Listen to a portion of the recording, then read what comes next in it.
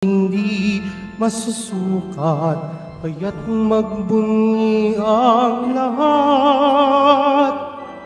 Pag-ibig niya ay wagas, pag-asa natin at lakas.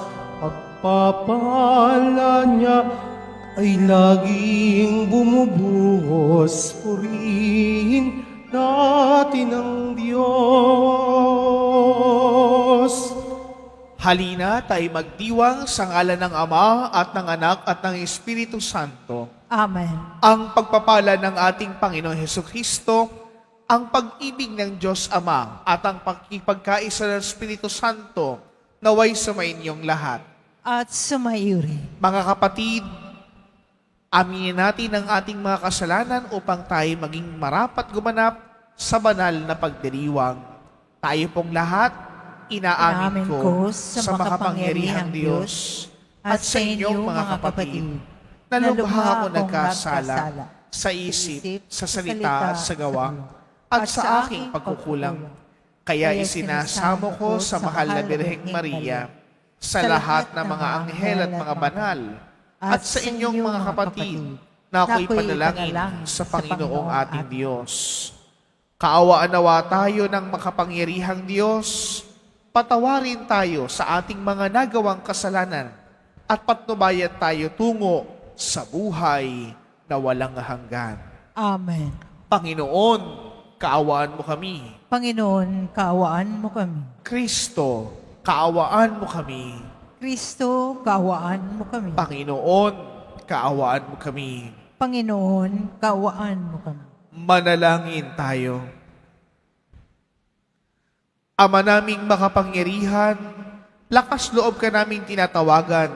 Sa ngalan mo, Ama naming mahal, sa kalooban namin pananahanin mong lubos, ang iyong Spiritong sa aming kumukupkop, upang sa lupaing pinangako kami makapasok sa pamagitan ni Hesukristo, kasama ng Espiritu Santo, magpasawalang hanggan.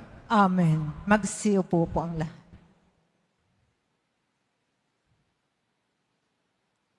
Pagbasa mula sa aklat ng Deuteronomio. Noong mga araw na yon, si Moises ay umahon sa bundok ng Nebo, sa ituktok ng Pisga, sa gawing silangan ng Jericho. Doon ipinakita sa kanya ng Panginoon ang buong lupain, mula sa Galaad hanggang Dan, ang buong Neptali, ang lupain ng Ephraim at Manases, ang buong lupain ng Huda hanggang sa kanluran, ang Negeb, ang kapatagan. Sa makatwid ay ang kapatagan ng Jericho, ang lungsod ng mga palaspas, hanggang Soar. Sinabi sa kanya ng Panginoon, iyan ang lupain na aking ipinangako sa iyong mga ninunong, sina Abraham, Isaac at Jacob. Ipinakita ko ito sa iyo, ngunit hindi mo mararating. At si Moises na lingkod ng Panginoon ay namatay sa lupain ng Moab, ayon sa salita ng Panginoon. Inilibing siya ng Panginoon sa isang lambak sa Moab, sa tapat ng Bet-peor, ngunit ngayon wala nakaalam ng tiyak na lugar. Siya'y 120 taon nang mamatay, ngunit hindi lumabo ang kanyang paningin, ni hindi nanghina ang kanyang pangangatawan. 30 araw siyang ipinagluksa ng Israel. Si Josue ay puspos ng kaalaman at kakayahan sa pamamahala, pagkat ipinatong sa kanya ng Moises ang mga kamay nito, at sinunod siya ng mga Israelita. Ginawa nila ang lahat ng utos ng Panginoon. Sa Israel ay wala nang lumitaw na propetang tulad ni Moises na naging tapat at nakakausap ng tuwiran sa Panginoon. Wala ring nakagawa na mga kababalaghang tulad ng ipinagawa sa kanya ng Panginoon sa Ehipto, sa harapan ng paraon at ng mga lingkod nito. Wala ring nakagawa na makapangyarihan at pangbihirang mga gawa tulad ng ginawa ni Moises sa harapan ng bayang Israel. Ang salita ng Diyos. Salamat sa Diyos. Ang Diyos ay papurihan, ang buhay ko'y kanyang bigay. Ang Diyos ay papurihan, ang buhay ko'y kanyang bigay. Sumigaw sa galak ang mga nilalang, at purihin ang Diyos na may kagalakan. Wagas na pagpuri sa kanya'y ibigay. Ito ang sabihin sa Diyos na dakila, ang mga gawa mo ay kahanga-hanga. Ang Diyos ay papurihan, ang buhay ko'y kanyang bigay. Ang ginawa ng Diyos lapit at pagmasdan, ang kahangahangang ginawa sa tanan. Lapit at makinig ang nagpaparangal. Sa Diyos at sa inyo'y aking isasaysay ang kanyang ginawang mga kabutihan. Nung ako'y balisa, ako ay dumaing. Dumaing sa Diyos na dapat purihin. Handa akong purihin ng mga awitin. Ang Diyos ay papurihan, ang buhay ko'y kanyang bigay. Magsitayo na po ang lahat.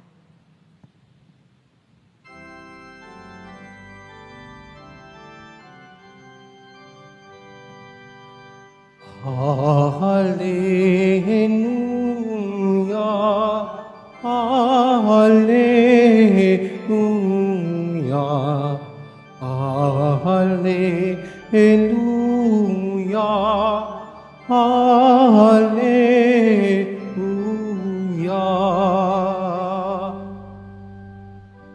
Pinagkasundo ni Kristo ang Diyos at mga tao, kaya't napatawad tayo.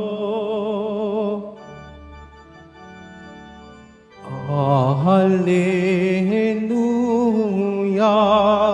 Hallelujah, Hallelujah, Hallelujah.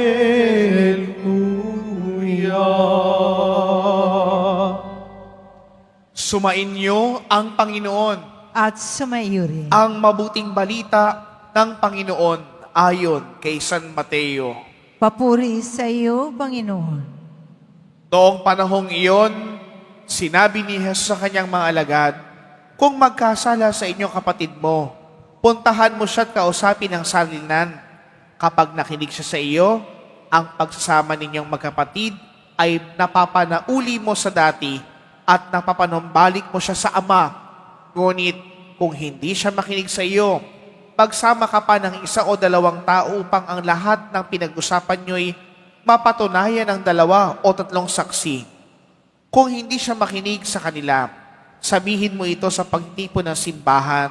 At kung hindi pa siya'y makinig sa natitipong simbahan, ituring mo siyang hentil o isang publikano. Sinasabi ko sa inyo, anumang ipagbawal niyo sa lupa ay ipagbabawal sa langit. At anuman ang ipahintulot niyo sa lupa ay ipahihintulot niyo sa langit. Sinasabi ko pa rin sa inyo, kung ang mga dalawa sa inyo rito sa lupa'y pagkaisa sa paghingi ng anumang bagay sa inyong panalangin, ipagkakalob ito sa inyo ng aking Amang nasa langit, sapagkat saan man may 2 o 3 nagkakatipon dahil sa akin, naroon akong kasama nila. Mga kapatid, ang mabuting balita ng Panginoon. Pinupuri ka namin, Panginoong Hesukristo. Magsiupo ang lahat. Magandang umaga po sa inyong lahat. Napakaganda po mga kapatid ng mabuting balita na atin pong napakinggan ngayon pong umagang ito at ang mga pagbasa po sa ating banal na misa. Mga kapatid, para po maintindihan po natin ang konteksto ng mabuting balita, ito po'y nahati po sa 2 bahagi.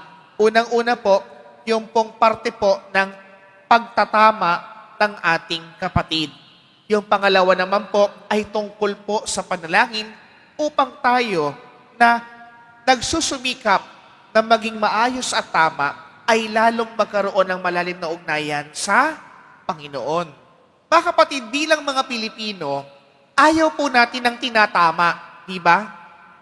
Kapag ka po sa loob ng simbahan, sinaway ka na maingay ka, susunod ka, pero galit ka.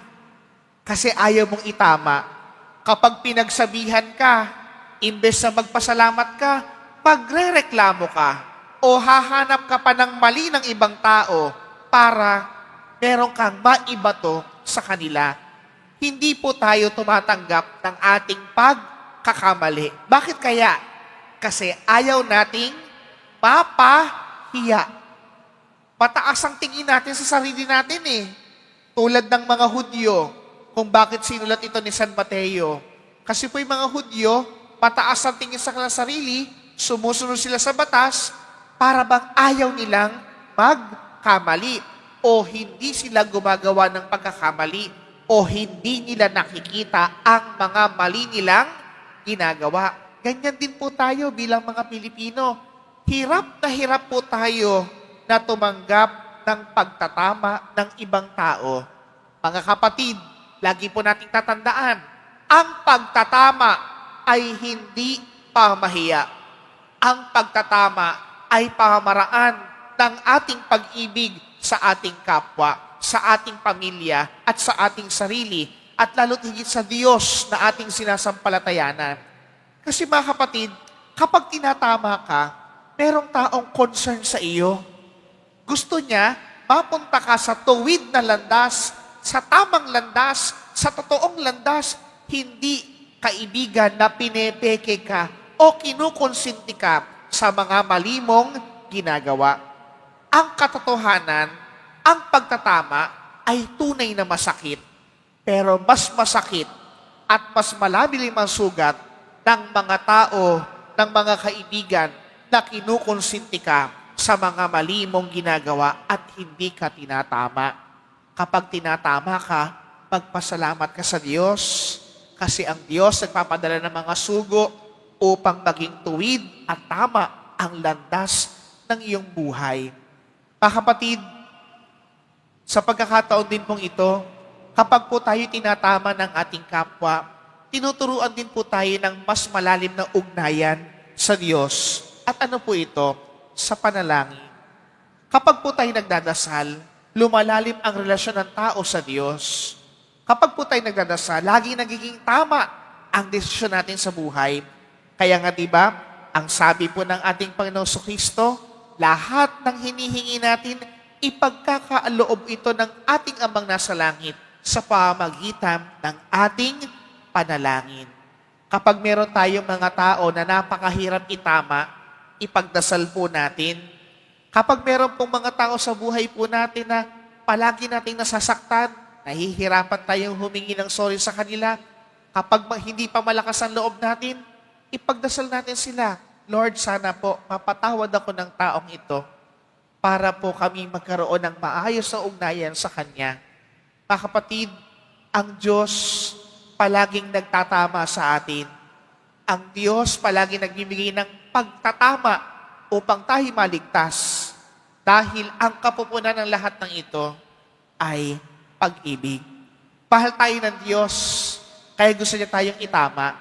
At higit sa lahat, sa panalangin, pinapakita natin ang pag-ibig ng tao sa Diyos dahil nais natin siyang makaugnay ng lubos. Mga kapatid, sa pagpapatuloy po ng ating banal na pagdiriwang na ito, sa ating pagtanggap ng banal na Eucharistia, nawa tayong lahat, bagamat tao, mahina't nagkakasala, laging nagkakamali, huwag tayong matakot na itama ng ating kapwa. Huwag tayong matakot na lalo tayong yumakap sa pagtatama ng Diyos sa ating buhay. Sa ngalan ng Ama, at ng Anak, at ng Espiritu Santo. Tumayo na po ang lahat.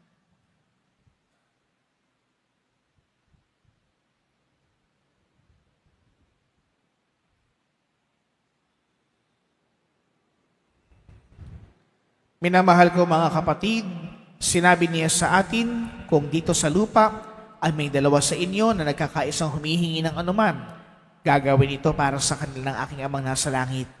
Kaya manalangin tayo ngayon ng sama-sama. Sa bawat panalangin ating tutugon, punuin nawa kami ng iyong presensya, Panginoon. Punuin nawa kami ng iyong presensya, Panginoon. Ang mga miyembro ng simbahan naway maging malapit ang kalooban sa isa't isa at mamuhay sa kapayapaan at pagkakasunduan. Manalangin tayo. Punuin nawa kami ng iyong presensya, Panginoon.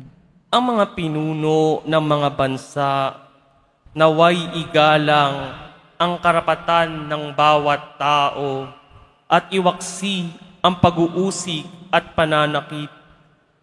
Manalangin tayo. Punuin nawa kami ng iyong presensya, Panginoon. Tayo naway makapagsalita ng katotohanan, ng may katatagan at pagmamahal, at tanggapin ang anumang pagtatama ng iba ng may kagandahang loob. Manalangin tayo. Punuin nawa kami ng iyong presensya, Panginoon. Ang mga may sakit, matatanda, at ang mga nakaratay na sa kanilang tahanan naway makita nila ang kaginhawahan at kasiyahan sa kagandahang loob ng mga nag-aaruga sa kanila. Manalangin tayo. Punuin nawa kami ng iyong presensya, Panginoon. Ang mga yumao naway maging malinis ang budhi at maihanda sa walang hanggang pakikiisa kay Kristo. Manalangin tayo. Punuin nawa kami ng iyong presensya, Panginoon. Tahimik nating itaas sa Diyos ang ating mga kahilingan at panalangin para sa banal na misang ito. Ama naming nasa langit, kapiling namin ng iyong anak, hinihiling namin na tulungan mo kaming manalig sa iyo sa kabutihan ng bawat tao at maging mahinahon kami sa isa't isa tulad ng pagiging mabuti mo sa amin. Hinihiling namin ito sa pamagitan ni Kristo ang aming Panginoon. Amen. Magsiupo ang lahat.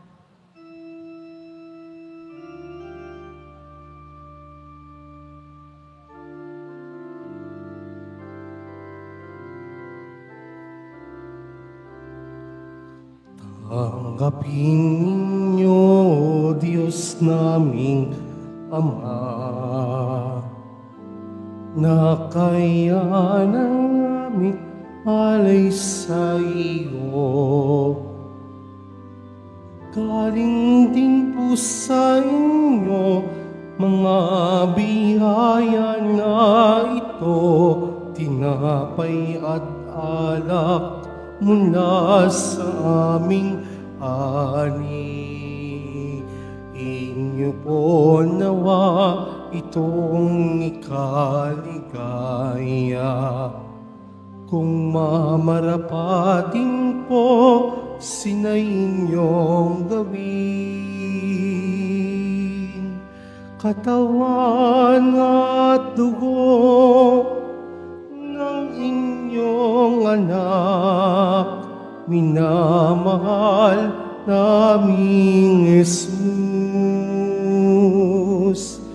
Minamahal naming Jesus. Tumayo na po ang lahat. Manalangin kayo mga kapatid upang itong paghahain natin ay kalugdan ng Diyos amang makapangyarihan. Tanggapin nawa ng Panginoon itong paghahain sa iyong mga kamay sa kapurihan niya at karangalan sa ating kapakinabangan at sa buong sambayanan niyang banal. Ama naming limikha, kalugdan mo ang mga alay ng iyong sambayanan. Ang pinagmamagandang loob mong ibigay sa amin upang maihain ay siya nawang gumanap na yung ginagawa upang kami tubusin. Sa pamagitan ni Jesu Kristo, kasama ng Espiritu Santo, magpasawalang hanggan. Amen. Sumainyo ang Panginoon. At sumayuri. Itaas sa Diyos ang inyong puso at diwa. Itinaas na namin sa Panginoon. Pasalamatan natin ang Panginoong ating Diyos. Marapat na siya ay pasalamatan. Ama naming makapangyarihan, tunay ngang marapat na ikay aming pasalamatan. Pinagbibigyan mong ito'y aming maihayag, kahit na ito'y walang anumang maidaragdag sa kadakilaang sa'yo'y likas. Sa pagpupuri namin ang nakikinabang, ay kami rin iyong pinakikiharapan sa pamamagitan ng iyong anak na minamahal. Kaya kaisa ng mga anghel na nagsisiawit ng papuri sa iyo nang walang humpay sa kalangitan, kami nagbubunyi sa iyong kadakilaan. Santo, Santo, Santo, Panginoong Diyos ng mga hukbo, napupuno ang langit at lupa ng kadakilaan mo, hosana sa kaitaasan. Pinagpalang na paririto sa ngalan ng Panginoon, hosana sa kaitaasan. Magsiluhod po ang lahat. Ama naming banal, ikaw ang bukal ng tanang kabanalan. Kaya sa pamagitan ng iyong Espiritu, gawin mong banal ang mga kaloob na ito upang para sa amin maging katawan at dugo ng aming Panginoong Hesukristo. Bago niya pinagtiis ang kusang loob na maging handog, hinawakan niya ang tinapay. Pinasalamatan kanya, pinaghati-hati niya iyon, iniabot sa kanyang mga alagad at sinabi, "Tanggapin ninyong lahat ito at kanin. Ito ang aking katawan na ihahandog para sa inyo."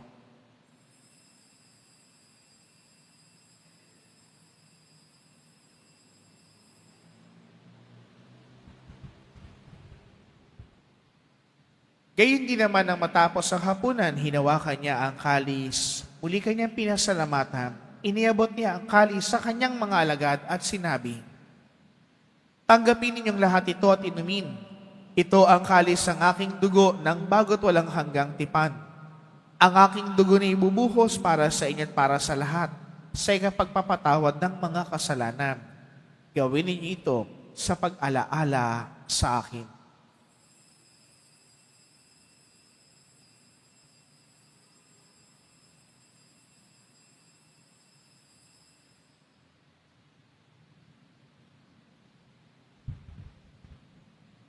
Tumayo na po ang lahat. Ipagbunyi natin ang misteryo ng ating pananampalataya. Si Kristo'y namatay, si Kristo'y nabuhay, si Kristo'y babalik sa wakas ng panahon. Ama, ginagawa namin ngayon ang pag-alaala sa pagkamatay at muling pagkabuhay ng iyong anak. Kaya tiniali namin sa iyo ang tinapay na nagbibigay buhay at ang kalis na nagkakaloob ng kaligtasan. Kami nagpapasalamat dahil kami iyong minarapat na tumayo sa harap mo para maglingkod sa iyo. Isinasamo namin na kami magsasalo-salo sa katawan at dugo ni Kristo ay mabuklod sa pagkakaisa sa pamagitan ng Espiritu Santo. Ama, lingapin mo ang iyong simbahang laganap sa buong daigdig. Puspusin mo kami sa pag-ibig, kaisa ni Leon na aming Papa at ni Jose na aming Arsobispo at ng Tanang Kaparian. Alalahanin mo rin ang mga kapatid naming nahimlay, nang may pag-asang sila'y muling mawabuhay, gayon din ang lahat ng mga pumanaw. Kawaan mo sila at patuloyin sa iyong kaliwanagan. Kawaan mo at magindapatin kaming lahat na makasalo sa iyong buhay na walang wakas. Kaisa ng mahal na Birheng Maria na ina ng Diyos, ng kabiyak ng puso niyang si San Jose, kaisa ng mga apostol at ang lahat ng mga banal, si San Juan Bautista na ating patron at San Hipolito na namuhay dito sa daigdig ng kalugod-lugod sa iyo, maipagdiwang nawa namin ang pagpupuri sa ikararangal mo sa pamagitan ng iyong anak na aming Panginoong Hesukristo. Sa pamagitan ni Kristo, kasama niya at sa Kanya, ang lahat ng parangal at papuri sa iyo, Diyos Amang makapangyarihan, kasama ng Espiritu Santo, pagpasa walang hanggan. Amen. Sa tagubili ng mga nakakagaling na utos at turo ni Jesus, Panginoon natin at Diyos, ipahayag natin ng lakas loob. Ama namin, sumasalangit ka. Sambahin ang ngalan mo. Mapasa amin ang kaharian mo. Sundin ang loob mo dito sa lupa para nang sa langit. Bigyan mo kami ngayon ng aming kakanin sa araw-araw. At patawarin mo kami sa aming mga sala para ng pagpapatawad namin sa nagkakasala sa amin. At huwag mo kaming ipahintulot sa tukso at iadya mo kami sa lahat ng masama. Hinihiling namin na kami iadya sa lahat ng masama, pagkalooban ng kapayapaan araw-araw, iligtas sa kasalanan at ilayo sa lahat ng kapahamakan, samantalang aming pinananabikan ang dakilang araw ng pagpapahayag ng tagapagligtas naming si Hesu Kristo. Sapagkat iyo ang kaharian at ang kapangyarihan at ang kapurihan magpakailanman. Amen. Panginoong Hesu Kristo, sinabi mo sa iyong mga apostol, kapayapaan ang iniiwan ko sa inyo, ang aking kapayapaan ang binibigay ko sa inyo. Tunghayan mo ang aming pananampalataya at huwag ang aming pagkakasala. Pagkalooban mo kami ng kapayapaan at pagkakaisa ayon sa iyong kalooban, kasama ng Espiritu Santo magpasawalang hanggan. Amen. Ang kapayapaan ng Panginoon ay lagi nawang sumainyo. At sumayuri. Magbigayan kayo ng kapayapaan sa bawat isa.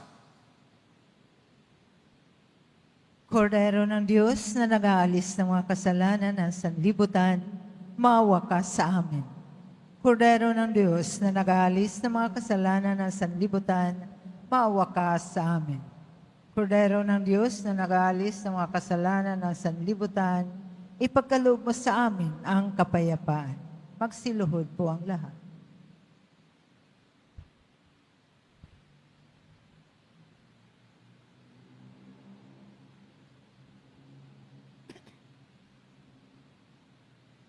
Ito ang kordero ng Diyos.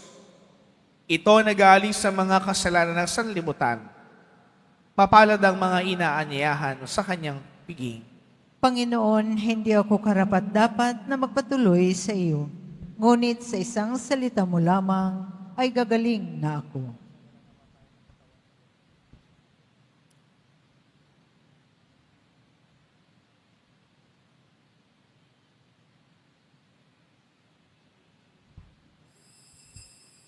Para sa lahat ng tatanggap ng banal na komunyon, sasagot po tayo ng amen pagkasabi ng pariyo ng lay minister ng katawan ni Kristo at isubo agad sa bibig bago umalis sa harapan ng pariyo ng lay minister. Sumunod po tayo.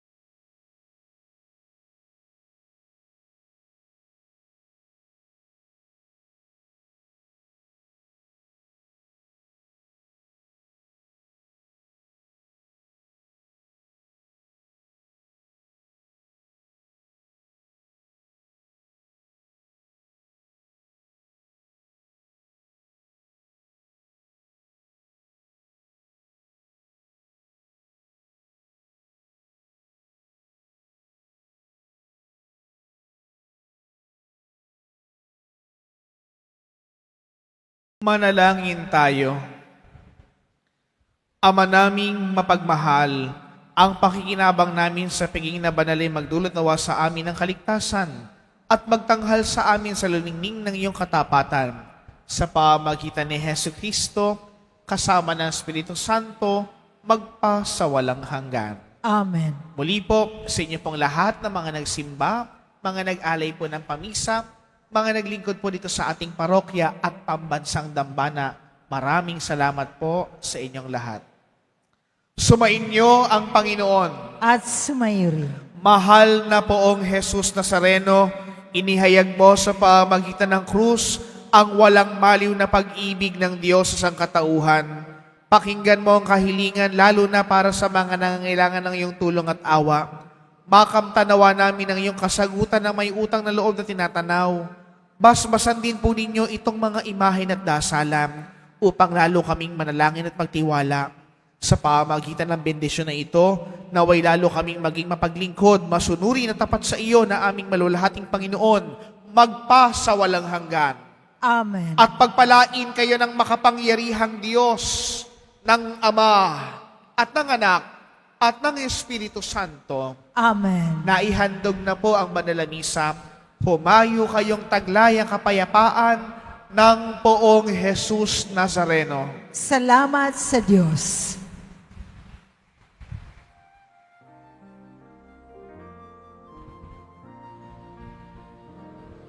Nuestro Padre Jesus Nazareno, sinasamba ka namin, pinipinto ka namin, aral mo ang aming buhay at kaligtasan. Nuestro Padre Jesus Nazareno, iligtas mo kami sa kasalanan. Ang krus mong kinamatayan ay sagisag ng aming kaligtasan. Nuestro Padre Jesus Nazareno, dinarangal ka namin. Nuestro Padre Jesus Nazareno, inuwalhati ka namin. Nuestro Padre Jesus Nazareno, dinarangal ka namin. Nuestro Padre Jesus Nazareno, inuwalhati ka namin.